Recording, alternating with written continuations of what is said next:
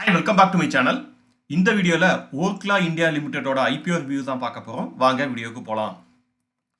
நார்வேல Oslo சிட்டியில் இயங்கிட்டு வர ஓர்க்லா இஎஸ்ஏ கம்பெனியோட டாப் 10 போர்ட்ஃபோலியோ கம்பெனியில் ஒன் ஆஃப் த கம்பெனி தான் ஓர்க்லா இந்தியா லிமிடெட். இந்த கம்பெனி 1996 இன்கார்பரேட் செஞ்சுருக்காங்க. இவங்க பேசிக்கலி எஃப்எம்சிஜி செக்டரில் இருக்கிற one of the Indian food company. இவங்களோட ப்ராடக்ட்ஸை பார்த்தீங்கன்னா எம்டிஆர், ஈஸ்டர்ன், ரசாய் மேஜிக்கிற பிராண்ட் நேம் கீழே தயாரித்து விற்பனை செய்கிறாங்க.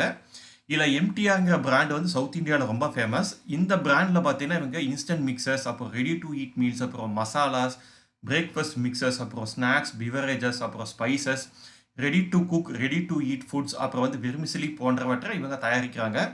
இதே ஈஸ்டர்ங்கிற பிராண்ட் நேம் கீழே நிறைய ஸ்பைசஸ், அப்புறம் கன்வீனியன்ஸ் ஃபுட்டை இவங்க மேனுஃபேக்சர் பண்ணுறாங்க. இவங்க ப்ராடக்ட் போர்ட்ஃபோலியோ பார்த்தீங்கன்னா ஆல்மோஸ்ட் 400க்கும் மேற்பட்ட ப்ராடக்ட்ஸ் இருக்குது இந்த பிராண்ட் நேம் கீழே. இந்த கம்பெனி பார்த்தீங்கன்னா இந்தியன் டொமஸ்டிக் மார்க்கெட்டில் இவங்களுக்கு சிக்னிஃபிகன்ஸ் ப்ரெசன்ஸ் இருக்குது. அதுவும் சவுத் இந்தியாவில் பார்த்தீங்கன்னா கர்நாடகா, கேரளா, ஆந்திரா, தெலுங்கானா போன்ற ஸ்டேட்டில் வந்து டாமினன்ட் பிளேயராக இருக்காங்க. இது மட்டும் கிடையாது, இவங்களோட ப்ராடக்ட்ஸ் வந்து 42க்கும் மேற்பட்ட வெளிநாடுகளுக்கு ஏற்றுமதி பண்ணுறாங்க. அதுவும் பார்த்தீங்கன்னா குறிப்பாக Bahrain, Kuwait, Oman, Qatar, UAE, US, Canada, UK போன்ற நாடுகளுக்கு ஏற்றுமதி பண்ணுறாங்க. இவங்களுக்கு இந்தியாவில் 9 ஓன் மேனுஃபேக்சரிங் யூனிட்ஸ் இருக்குது. இது போக பல்வேறு இடத்துல வந்துட்டு கான்ட்ராக்ட் பேசிஸில் லீஸில் எடுத்து மேனுஃபேக்சர் பண்ணுறாங்க இவங்களோட ப்ராடக்ட்ஸை. ஸோ இந்த ஓன் மேனுஃபேக்சரிங் யூனிட்டோட டோட்டல் இன்ஸ்டால்டு கெப்பாசிட்டி எவ்வளோன்னு பார்த்தீங்கன்னா 1,82,270 டன் பர் ஆனமாக இருக்குது. இந்த கம்பெனி பார்த்தீங்கன்னா இந்தியாவில் கிட்டத்தட்ட 28 ஸ்டேட்லேயும் 6 யூனியன் டெரிட்டரியிலையும் பிஸ்னஸ் பண்ணுறாங்க. இவங்களுக்கு த்ரூ அவுட் த கண்ட்ரி பார்த்தீங்கன்னா 834 டிஸ்ட்ரிபியூட்டர்ஸும் 1888 சப் டிஸ்ட்ரிபியூட்டர்ஸும் இருக்காங்க. ஸோ இதுதான் ஓர்க்லா இந்தியா லிமிடெட் பண்ணுற பிஸ்னஸ். இவங்க பேசிக்கலி வந்து எஃப்எம்சிஜி செக்டரில் இருக்கிற ஒரு ஃபுட் கம்பெனி. இப்போ ஐபிஓ டீட்டெயில்ஸ் போயிடலாம். இந்த ஐபிஓ மூலமாக கம்பெனி திரட்ட போகிற மொத்த பணத்தோட மதிப்பு எவ்வளோன்னு பார்த்தீங்கன்னா 1667 கோடி. ஐபிஓ 29 அக்டோபர்லேருந்து 31 அக்டோபர் வரைக்கும் ஓப்பனாக இருக்கும் அப்ளை பண்ணுறதுக்கு. இதுக்காக கம்பெனி செட் பண்ணியிருக்க ப்ரைஸ் பேண்ட் பார்த்தீங்கன்னா லோவஸ்ட் ப்ரைஸ் பேண்டாக 695 ரூபாயும், ஹையஸ்ட் ப்ரைஸ் பேண்டாக 730 ரூபாயும் ஃபிக்ஸ் பண்ணியிருக்காங்க. ஒரு லாட்டுக்கு 20 ஷேர் வாங்குற மாதிரி இருக்கும். 1 லாட் ஷேர் அப்பர் ப்ரைஸ் பேண்டான 730 ரூபாய் வாங்குறதுக்கான செலவு எவ்வளோ ஆகுதுன்னு பார்த்தீங்கன்னா 14,600 ஆகுது. Share allotment date 3 November, refund date 4 November, share listing date 6 November. இந்த இஷ்யூவில் 2.28 கோடி ஷேரை வந்து இஷ்யூ பண்ணுறாங்க. அது எல்லாமே இப்போ வந்து ஆஃபர் ஃபார் சேலுக்கு தான் கொடுக்குறாங்க. போஸ்ட் ஐபிஓ இந்த கம்பெனியோட மார்க்கெட் கேபிட்டல் எவ்வளவா இருக்க போகுதுன்னு பார்த்தீங்கன்னா 10,000 கோடியாக இருக்க போகுது. இது ஸ்மால் கேப் கம்பெனியாக தான் இருக்க போகுது. இன்னைக்கு தேதியில் இந்த ஷேரோட கரண்ட் கிரே மார்க்கெட் ப்ரீமியம் எவ்வளோன்னு பார்த்தீங்கன்னா 77 ரூபாயாக இருக்குது. அதாவது அப்பர் ப்ரைஸ் பேண்டில் பார்க்கும்போது ஒரு ஷேரோட மதிப்பு 807 ரூபாய்ன்னு சொல்லி ட்ரேட் ஆகிட்டு இருக்கு கிரே மார்க்கெட்டில். அடுத்த கம்பெனியோட ஃபினான்ஷியல்ஸ் பார்த்தலாம். ஸோ ரெவன்யூ ஃப்ரம் ஆப்ரேஷன்ஸ்ங்கிறது பார்த்தீங்கன்னா 2023 2200 கோடியாக இருந்திருக்கு. இதே 2024 பார்த்தீங்கன்னா 2387 கோடி, ஆல்மோஸ்ட் 2400 கோடி பக்கம் இருந்திருக்கு. இதே 2025 மார்ச்சில் பார்த்தீங்கன்னா 2450 கோடியாக உயர்ந்திருக்கு. ஸோ ரெவன்யூ ஃப்ரம் ஆப்ரேஷன்ஸ்ங்கிறது வந்து இயர் ஆன் இயர் இன்க்ரீஸ் ஆகிட்டு வருது. இதே ப்ராஃபிட் ஆஃப்டர் த டாக்ஸ் பார்த்தீங்கன்னா 2023 கிட்டத்தட்ட 340 கோடி பக்கம் பண்ணியிருக்காங்க. பட் 2024 வந்து கிட்டத்தட்ட 100 கோடி கம்மியாகி 226 கோடி தான் பண்ணியிருக்காங்க. இதே மார்ச் 2025 பார்த்தீங்கன்னா 2024 கம்பேர் பண்ணும்போது அவங்க இம்ப்ரூவ் பண்ணியிருக்காங்க. 255 crores சொல்லி ப்ராஃபிட் பண்ணியிருக்காங்க.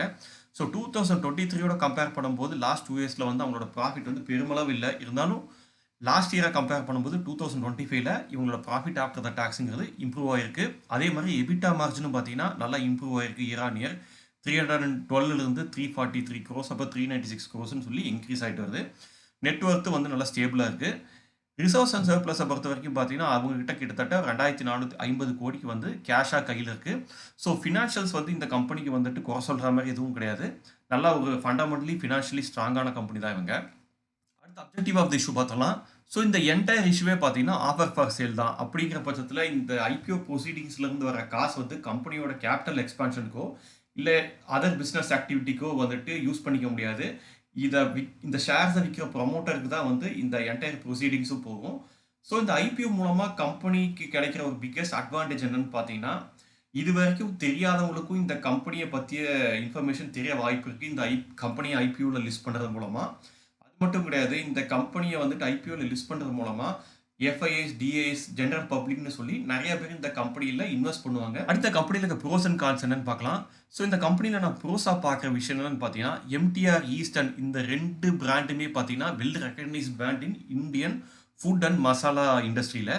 அதுவும் பார்த்தீங்கன்னா இந்த 2 பிராண்டுமே வந்து சவுத் இந்தியாவில் வந்துட்டு ரொம்ப ஃபேமஸ். இப்போ வந்துட்டு நேஷ்னல் லெவலில் வந்துட்டு இவங்களோட சேல்ஸை வந்து எக்ஸ்பேண்ட் பண்ணிட்டு போகிறாங்க. இது ஒரு ப்ரோஸான விஷயமா பார்க்குறேன். செகண்ட் பார்த்தீங்கன்னா இன்றைக்கி இருக்க ஃபாஸ்ட் பேஸ் லைஃப் ஸ்டைலில் இன்றைக்கி ready to cook, ready to ஈட்டான ஃபுட்டுக்கு டிமாண்டுங்கிற வந்துட்டு நாளுக்கு நாள் அதிகரிச்சுட்டு வருது.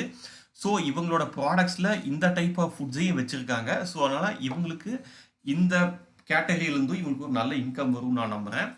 ப்ளஸ் இந்த கம்பெனியில் இருக்க ஒரு பிக்கஸ்ட் அட்வான்டேஜ் என்னன்னு பார்த்தீங்கன்னா, இந்த கம்பெனி வந்து ஒரு டெப் ஃப்ரீ கம்பெனி. இவங்களுக்கு வந்து ஆல்மோஸ்ட் 2 கோடி என்னமோ தான் கடன் இருக்குது. இதெல்லாம் ஒரு கடனே கிடையாது. ஸோ கம்பெனி வந்து டெப் ஃப்ரீயாக இருக்காங்க. ஸோ இது ஒரு பாசிட்டிவான விஷயமா நான் பார்க்குறேன். இந்த கம்பெனியில் நான் நெகட்டிவாக பார்க்குற விஷயம் என்னன்னு பார்த்தீங்கன்னா, ரா மெட்டீரியல் அப்புறம் பேக்கேஜிங்கோட காஸ்ட்டுங்கிற வந்துட்டு டைம் ஆன் டைம் வந்துட்டு அது ரொம்ப ஃப்ளக்சுவேட் ஆகும்.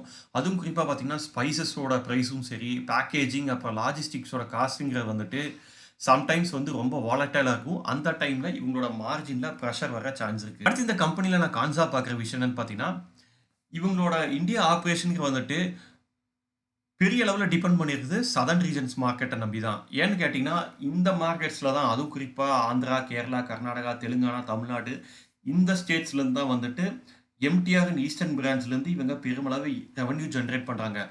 இவங்களோட பிராண்ட்ஸ் வந்துட்டு எந்த அளவுக்கு சவுத் இந்தியாவில் ஃபேமஸோ அந்த அளவுக்கு நார்த் இந்தியாவில் ஃபேமஸ் கிடையாது. அதுவும் நார்த் இந்தியாவில் பார்த்தீங்கன்னா எம்டிஹெச், எவரெஸ்ட் மசாலா தான் வந்து டாமினேட்டிங் பிளேயர்ஸாக இருக்காங்க.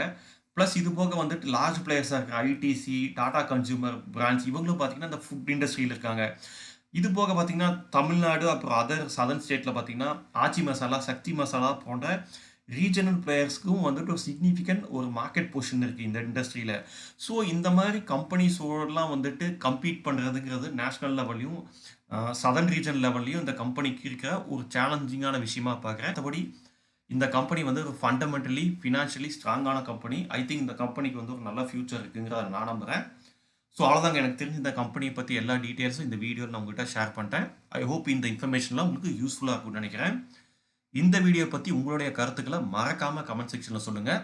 மீண்டும் வேற ஒரு வீடியோவில் சந்திக்கலாம். அது வரைக்கும் பபாய்.